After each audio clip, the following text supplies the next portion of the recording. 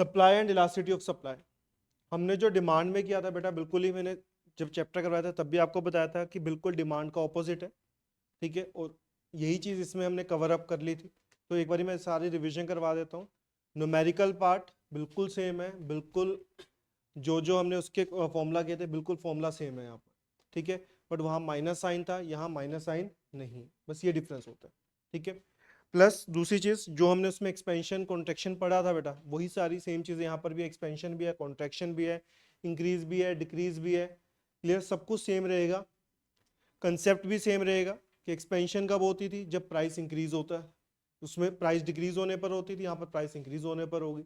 तो मतलब सप्लाई और प्राइस का क्या रिलेशन है, वहां पर हमने प्राइस और डिमांड का रिलेशन पढ़ा था। हमने पढ़ा था प्राइस और डिमांड में क्या रिलेशन होता है, इनवर्स। प्राइस इंक्रीज होता है तो डिमांड क्या होती है, डिक्रीज। प्राइस डिक्रीज होगा तो डिमांड क्या होगी, इंक्रीज। इनवर्स रिलेशन है दोनों के बीच में।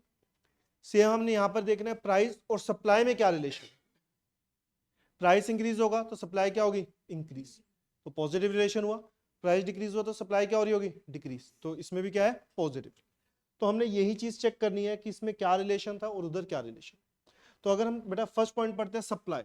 देखो सप्लाई क्या होती है, हमने वहां पर वर्ड डिमांड पढ़ा था। डिमांड किसके पॉइंट से था, कंज्यूमर के पॉइंट से। यहां पर सप्लाई किसके पॉइंट से होगी, प्रोड्यूसर। वहां पर हमने पढ़ा था डिमांड में refers to amount of commodity the consumer is willing and able to buy. यहां पर हमें होगा amount of commodity that producer is willing and able to sell at different possible prices during the given period of time. Clear है बेटा। Supply होती है normal commodity की, but जो क्वांटिटी सप्लाई होती है वो क्या होती है, उस कमोडिटी की कितनी अमाउंट आप सप्लाई करो। लाइक एक कमोडिटी की मैं 10 यूनिट सप्लाई करना चाहता हूँ, 20 यूनिट सप्लाई करना, कितने यूनिट सप्लाई करना चाहता हूँ, that is known as a quantity supply. Clear. फिर आता है बेटा हमारा इंडिविजुअल सप्लाई। देखो इंडिविजुअल में भी सेम चीज है। अभी हमने पढ़ा amount of commodity that producer is willing and able to sell at different possible prices during the given period of time. ये डेफिनेशन पढ़ी बेटा, सेम डेफिनेशन, बट आगे वर्ड क्या लग जाएगा, पर्टिकुलर। क्या वर्ड लग जाएगा, particular. That is a particular seller which is ready to sell and able to sell at different possible prices during the given period of time. Same definition है but word क्या लग गया, particular. Schedule में same definition but word क्या लग जाएगा, tabular presentation. क्या word लग जाएगा, टेबुलर प्रेजेंटेशन। कोई डाउट तो नहीं बेटे से। सो देख प्राइस क्या हो रहा है, इंक्रीज। प्राइस क्या हो रहा है, इंक्रीज। तो सप्लाई भी क्या हो रही है बेटा, इंक्रीज। क्या हो रही है, सप्लाई इंक्रीज। क्या रिलेशन आ रहा है, पॉजिटिव। क्या रिलेशन आ रहा है, पॉजिटिव। तो कर्व क्या रहेगी, अपवर्ड स्लोपिंग स्ट्रेट लाइन। क्या रहेगी, अपवर्ड स्लोपिंग स्ट्रेट लाइन। और बेटा अगर डेफिनेशन पूछा जाए तो सेम डेफिनेशन आगे क्या लग जाएगा, ग्राफिकल प्रेजेंटेशन। क्या लग जाएगा, graphical presentation that amount of commodity that particular seller is willing and able to sell at different possible prices during the given period of time. समझ आ रहा है पॉइंट। फिर उसके बाद आता है बेटा हमारा मार्केट सप्लाई। जहां पर वर्ड पर्टिकुलर था वहां पर आ जाएगा all. All seller are willing to sell, able to sell at different possible prices during the given period of time. समझ आ गया पॉइंट। शेड्यूल में भी सेम डेफिनेशन, आगे क्या वर्ड लग जाएगा, टेबुलर। क्या लग जाएगा, टेबुलर। देखो यहां पर प्राइस इंक्रीज हो रहा है तो ए सप्लायर भी सप्लाई क्या करेगा, इंक्रीज। बी भी क्या करेगा, इंक्रीज। दोनों का प्लस कर देंगे तो क्या आ जाएगा, मार्केट सप्लाई। क्या आ जाएगा, मार्केट सप्लाई। कोई डाउट। तो बेटा तीनों की कर्व क्या रहेगी, अपवर्ड स्लोपिंग स्ट्रेट लाइन।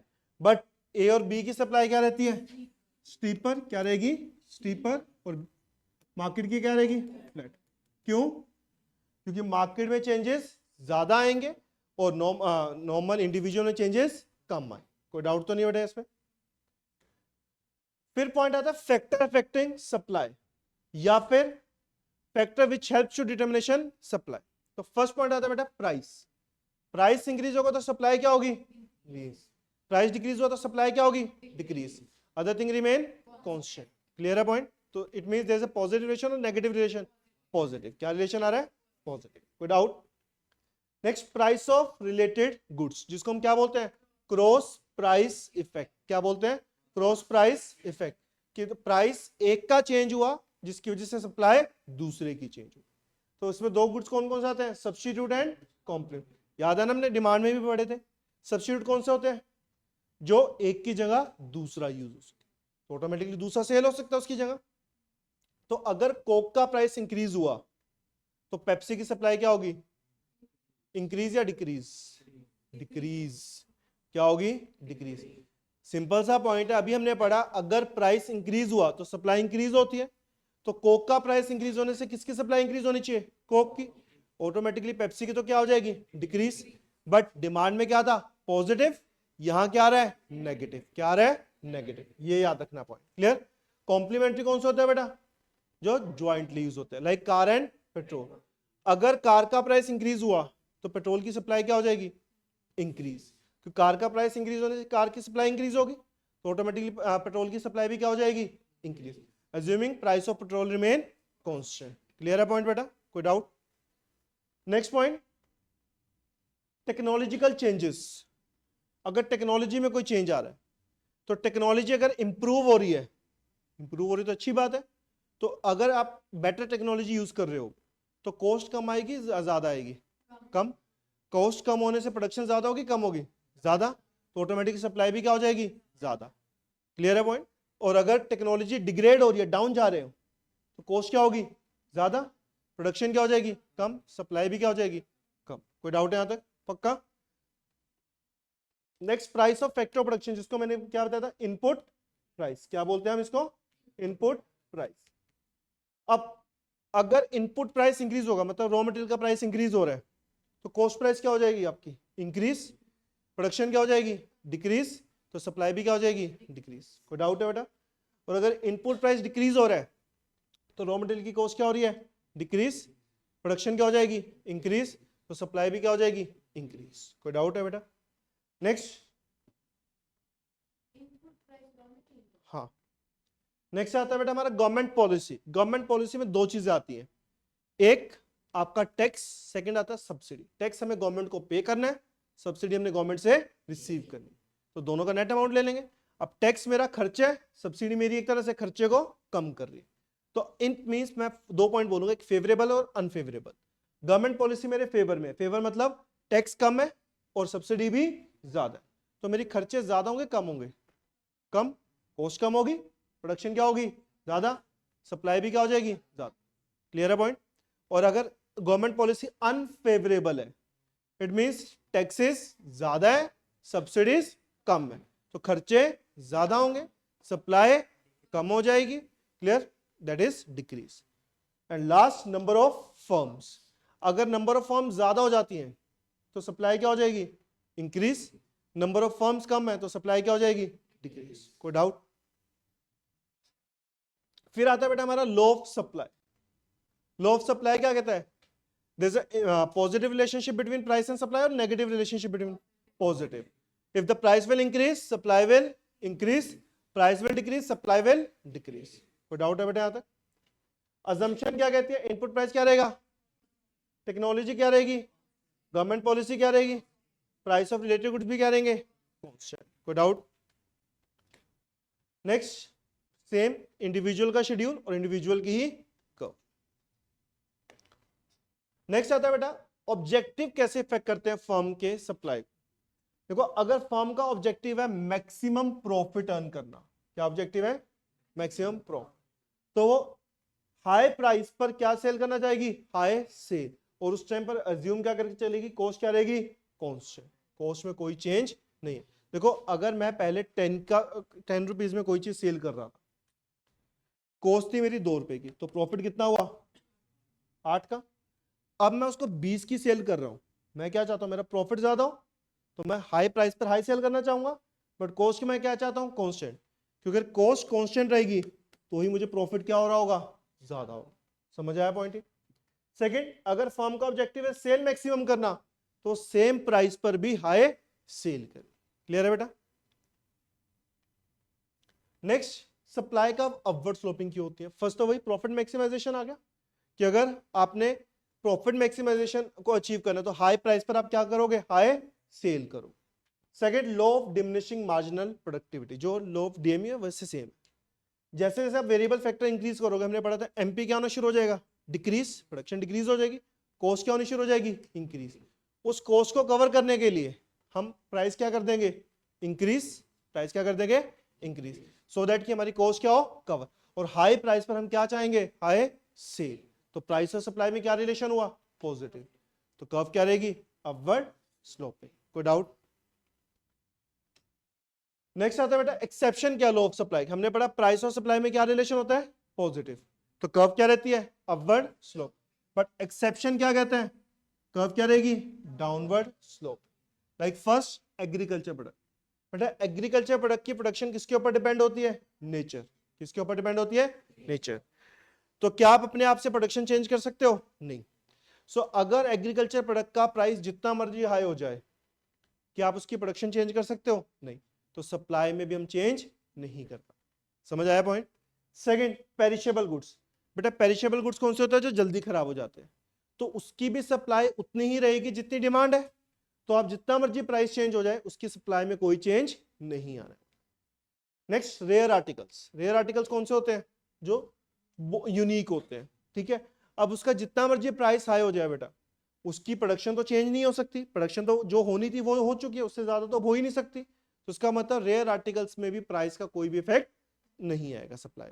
कोई डाउट? पक्का? फिर हमारा आता है बेटा कंपोनेंट ऑफ सप्लाई। दो तरह के कंपोनेंट होते हैं, जैसे हमने डिमांड में पढ़ा था। First, change in quantity supply. Second, change in supply. Change in quantity supply किसकी वजह से चेंज होगा, प्राइस। किसकी वजह से चेंज होगा, प्राइस। मतलब हमारे खुद के गुड का प्राइस चेंज होगा, तब जाकर सप्लाई क्या हो रही है, चेंज। तो उसमें दो चीज आते हैं, एक्सपेंशन एंड कॉन्ट्रैक्शन। एक्सपेंशन का मतलब इंक्रीज होना, बढ़ना। तो एक्सपेंशन कब होगी सप्लाई, जब प्राइस इंक्रीज हो। प्राइस क्या होगा, इंक्रीज। तो सप्लाई क्या होगी, इंक्रीज।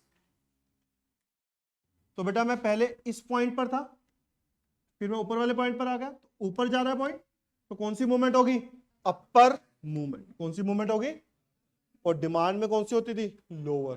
कौन सी होती थी, लोअर। ये याद रखना पॉइंट। Next, contraction. कॉन्ट्रैक्शन मतलब सप्लाई क्या हो रही है, कम। कब कम होगी सप्लाई, जब प्राइस कम होगा। प्राइस कम हुआ, सप्लाई भी क्या होगी, कम। तो बेटा जो कर्व बनेगी, पहले हम इस पॉइंट पर थे, अब नीचे वाले पॉइंट पर आ रहे हैं, तो कौन सी मूवमेंट हो रही है, लोअर। डिमांड में क्या हो रही थी, अपर। ऑपोजिट चलता है। क्लियर है? दोनों केस में क्या हुई है, मूवमेंट। तो चेंज इन क्वांटिटी सप्लाई को क्या बोलेंगे, movement along the supply curve. क्या बोलते हैं इसको, movement along the supply curve. कोई डाउट? नेक्स्ट आता है बेटा हमारा चेंज इन सप्लाई। सप्लाई में कब चेंज आ रहा है, देखो इसमें चेंज आएगा, अदर फैक्टर में चेंज आएगा। Other factor like input price change हो रहा है, टेक्नोलॉजी चेंज हो रही है, गवर्नमेंट पॉलिसी चेंज हो रही है, price of related goods. But price, खुद के गुड का प्राइस कभी भी चेंज नहीं होने। तो इसके भी दो पॉइंट्स आएंगे, increase and decrease. Supply increase कब होगी, जब प्राइस तो क्या रहेगा, सेम।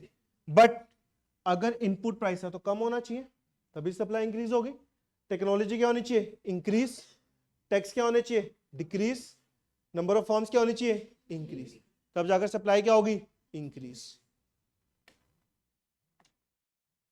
अब देखो बेटा प्राइस सेम है, बट सप्लाई पहले 100 थी, अब कितनी होगी, 200, because of change in other factors. तो पहले मैं इस पॉइंट पर था, अब आगे आ गया, तो कौन सा शिफ्ट हो रहा है, राइट वर्ड शिफ्ट। डिमांड में भी कौन सा होता था, राइट वर्ड। समझ आ रहा point? Next, decrease in supply. Decrease कब होगी, ऑपोजिट आ जाएंगे। टेक्नोलॉजी क्या हो रही है, डिक्रीज। इनपुट प्राइस क्या हो रहा है, इंक्रीज। टैक्सेस क्या हो रहे हैं, इंक्रीज इंक्रीज। उसके बाद हमारा नंबर ऑफ फॉर्म्स क्या हो रही है, डिक्रीज। सब्स्टिट्यूट गुड का प्राइस क्या हो रहा होगा, इंक्रीज।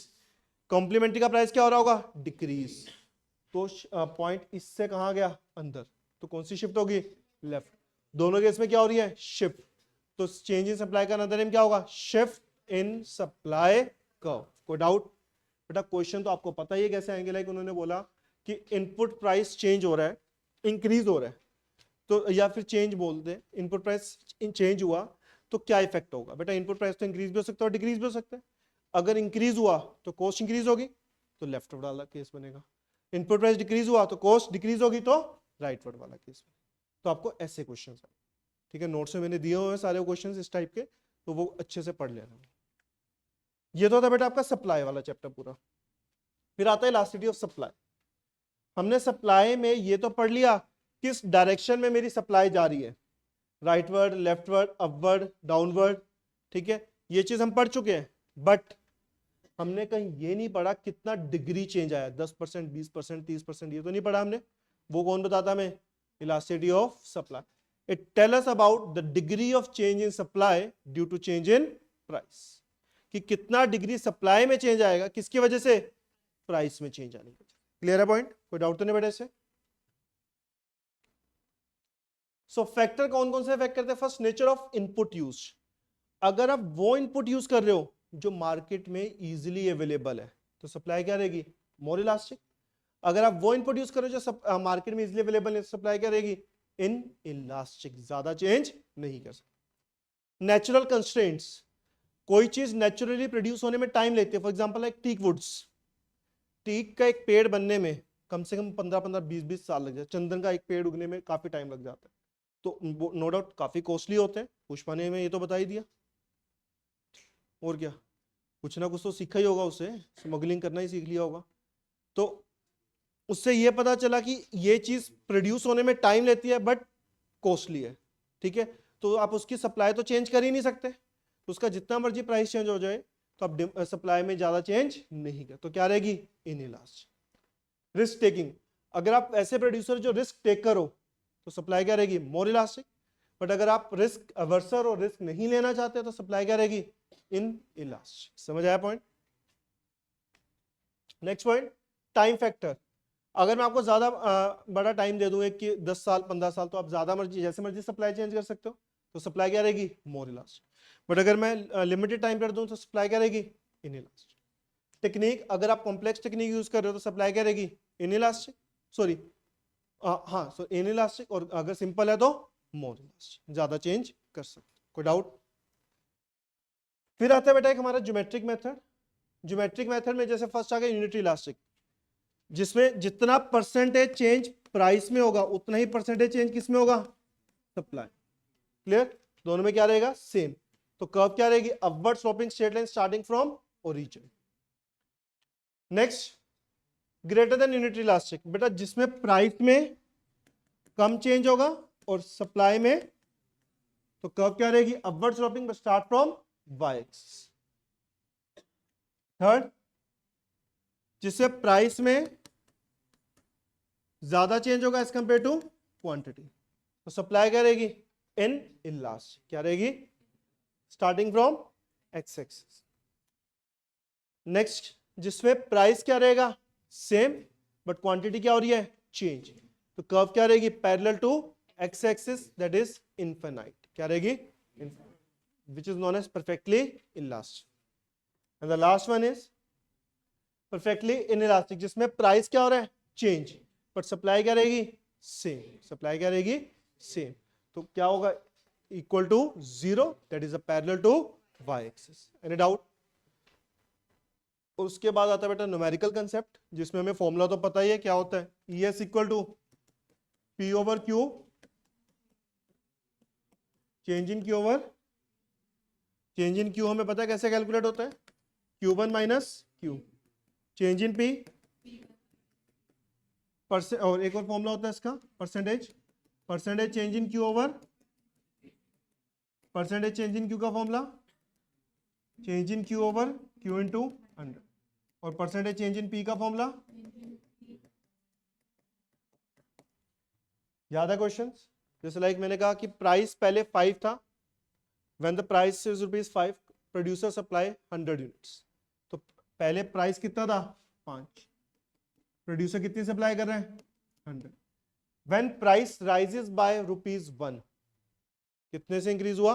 1 से, तो क्या है? P1 है, change in P, change in P, change in P कितना है? 1। अगर मैं लिखता डिक्रीजेस बाय तो भी क्या होता? चेंज इन पी, बट कैसे लिखता? -1। याद है ना पॉइंट?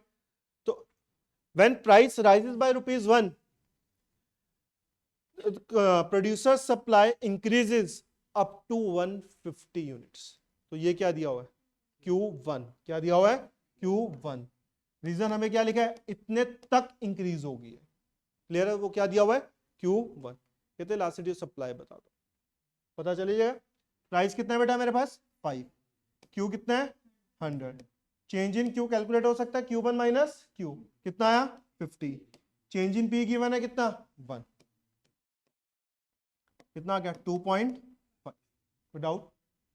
या फिर हमें ऐसा दिया हो सकता है क्वेश्चन जिसमें इलास्टिसिटी ऑफ सप्लाई गिवन होगी, इनमें से Q1 या Q की वैल्यू पूछ सकते हैं, या P1 या P की वैल्यू पूछ सकते हैं, ऐसे क्वेश्चन भी हो सकते हैं। क्लियर, इससे ऊपर क्वेश्चन नहीं आता न्यूमेरिकल। हाँ, एक पॉइंट जो मैंने बताया था, इसमें आपको प्राइस और टोटल रेवेन्यू दिया हो सकता है, तो टोटल रेवेन्यू को प्राइस से डिवाइड करेंगे तो क्या आएगा क्वांटिटी, या क्वांटिटी और टोटल रेवेन्यू, तब भी क्वांटिटी को डिवाइड करना, टोटल रेवेन्यू को डिवाइड करना क्वांटिटी, तब क्या आ जाएगा प्राइस। मतलब जो भी चीज दी होगी टोटल रेवेन्यू से के नीचे डिवाइड करना, दूसरी चीज आ जाएगी। क्लियर, इससे ऊपर क्वेश्चन नहीं होते। ठीक है, सप्लाई, इलास्टिसिटी ऑफ सप्लाई दोनों चैप्टर मैंने रिवाइज करवा दिए, परसों इसका टेस्ट। क्लियर।